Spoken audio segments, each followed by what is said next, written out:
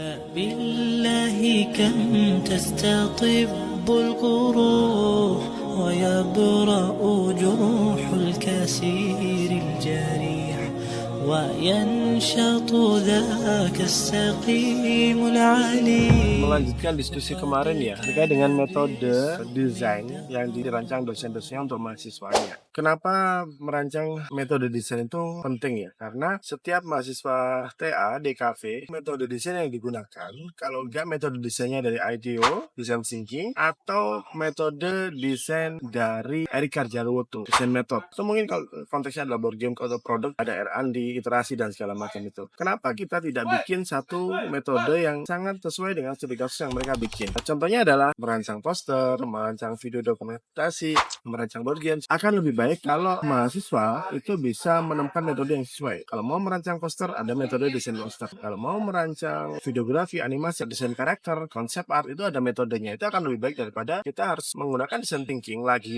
dan lagi. Kemudian saya akan coba sharing ya kepada Bapak Ibu mungkin yang ingin mulai mencoba membuat sebuah metode. Jadi ini adalah metode untuk membuat metode desain gitu ya. Semua bisa jadi paper juga ya. Jadi intinya Bapak Ibu, saya yakin Bapak Ibu itu sudah melakukan pengajaran ya bertahun-tahun dan berkali-kali di setiap semester, bahkan berulang-ulang memberikan mahasiswa project, entah itu desain wayfinding, sound system, tipografi gitu ya. Coba bayangkan ada metode mendesain tipografi, itu kan sangat dibutuhkan tuh. Dan belum banyak yang menulis tentang hal itu, membuat metode-metode itu. Nah, makanya dari itu di sini saya mengajak Bapak Ibu untuk merancang metode-metode tersebut. Caranya gimana? Caranya seperti ini Bapak Ibu. Jadi Bapak Ibu bisa memberikan satu tahapan. Proses kreatifnya itu seperti apa? Ini adalah proses membakukan proses kreatif. Bapak Ibu, saya akan punya tahapan-tahapan itu. Biasanya pertama mencari data gitu. Kemudian mereka harus melihat target segmentasinya. Setelah target segmentasinya mereka bikin draftnya, sketsanya, kemudian mereka bikin final desainnya, gitu. Kemudian dia bikin evaluasi. Nah, ini adalah tahapan-tahapan yang mutlak. Gambarannya adalah kalau Anda mau bikin metode desain, Anda bisa mengadaptasi dari design thinking ya. Tahap empati itu kan cari data. Tapi Anda bisa bikin kalau dia adalah konteks membuat satu tipografi misalkan ya, pasti dia butuh data yang relevan dengan tipografi. Kalau empatinya dari sebuah design thinking adalah tentang memahami calon user, berarti tipografi di sini dilihat motivasinya, fungsinya, tujuan utamanya. Apakah tipografi ini untuk memenuhi kebutuhan satu perusahaan yang mana berkaitan dengan brand atau movie, atau dia cuma kebutuhan pribadi saja. Jadi Bapak Ibu bisa berikan satu tahapan itu, di mana mahasiswa itu menentukan dulu kalau tipografi ini mau bikin untuk satu poster film, berarti kan harus ada kaidah-kaidah yang dia tentukan di situ. Mungkin tonetingnya, warnanya, ada karakter visualnya, kemudian ada bagian hal-hal yang lainnya. Sehingga di sini ketika mahasiswa itu mencari data di awal, fokus pada hal yang dibutuhkan terkait dengan tonality dan vibes-nya ini. Kemudian dari situ, setelah mereka menemukan kata kunci itu, mereka bisa ke tahap selanjutnya. Mereka bisa masuk ke anatominya. Misalkan ya, mungkin Bapak Ibu yang lebih paham tentang tipografi bisa lebih tajam gitu tentang anatominya. Akan seperti apakah huruf ini? Akan seperti apakah persepsi yang ditampilkan nanti? Masuk kepada draftingnya, ada kerningnya. Mungkin mereka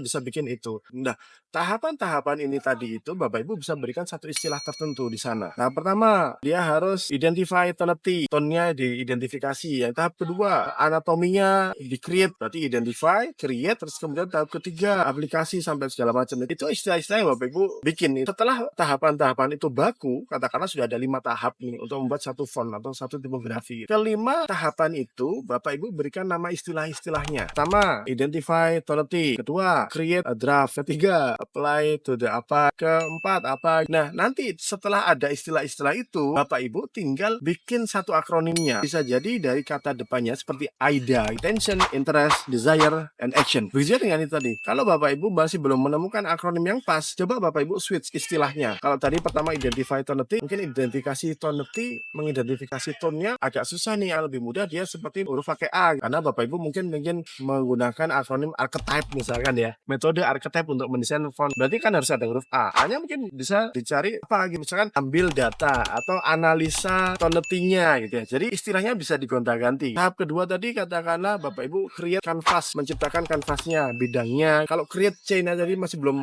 cocok, mungkin C itu bisa diganti dengan istilah yang lain. Kalau create konsep berarti mungkin drafting, berarti jadi huruf D. Kalau Bapak Ibu mungkin butuh huruf, misalkan A tadi butuh R ya, biar archetype archetype gitu ya. R-nya berarti Bapak Ibu harus cari istilah yang berkaitan dengan R. Sekarang ada GPT, ada DeepSeek. Bapak Ibu tinggal tanya aja istilah yang berkaitan dengan create tapi dari huruf R misalkan. Nanti ChatGPT akan memberikan beberapa alternatif, redefine, resolusi, resolve. Nanti di situ Bapak Ibu kan mudah. Sehingga dari situ semua, pertama Bapak Ibu pasti harus tentukan proses kreatifnya dulu. Tahapan.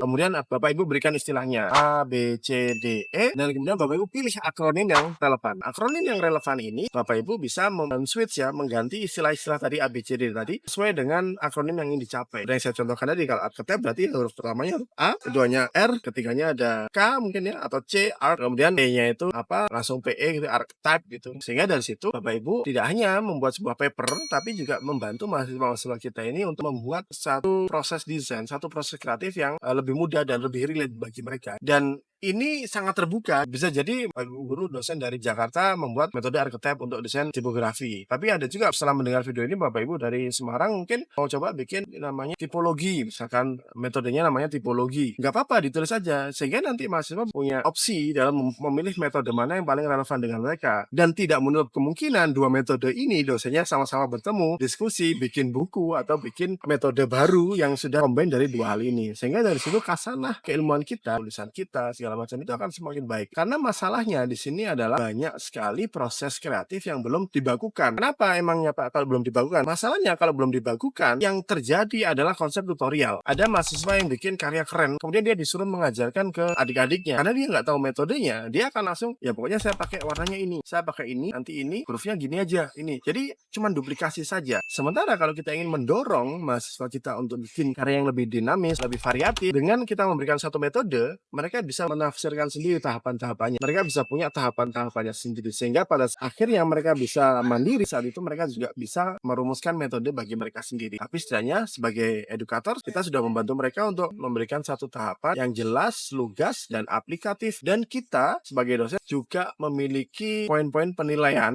yang jelas. Karena sudah ada metodenya, nanti kita tinggal menilai aja setiap metodenya, setiap tahapannya, mahasiswanya betul nggak melakukan sesuai dengan metode itu. Dan saya yakin ini akan memperkaya khasanah keilmuan desain, tidak hanya untuk kita, tapi juga untuk anak-anak cucu kita nanti. Dan tidak masalah, meskipun ternyata metode kita nanti itu katakanlah salah, gitu ya, katakanlah bisa diperbarui, disitulah serunya. Nanti dunia akademik dinamikanya akan ada. Dosen A akan mengevaluasi, mengkritisi, atau melengkapi metode dari dosen B. Sehingga mereka adu argumentasinya itu lewat tulisan, lewat jurnal. Betapa indahnya ada satu pendapat disangka dengan satu tulisan yang lainnya, dengan tulisan yang lainnya. Sehingga kita sebagai pembacanya nanti kan bisa memahami bagaimana dinamika itu bergulir. Dan bisa jadi siapa tahu itu adalah salah satu jembatan bagi mahasiswa kita untuk bisa menemukan metode-metode yang paling relevan untuk keilmuan desain kita. Saya teringat kata-kata rekan saya, Bintang ya, tugas kita sebagai seorang desain itu adalah membuat mereka bisa membuka pintu lebih banyak. Dan hari di mana mereka bisa lebih baik daripada kita, itu adalah keberhasilan kita. Jadi apa yang kita lakukan dengan ikhtiar membuat metode-metode ini adalah memberikan mereka batu loncatan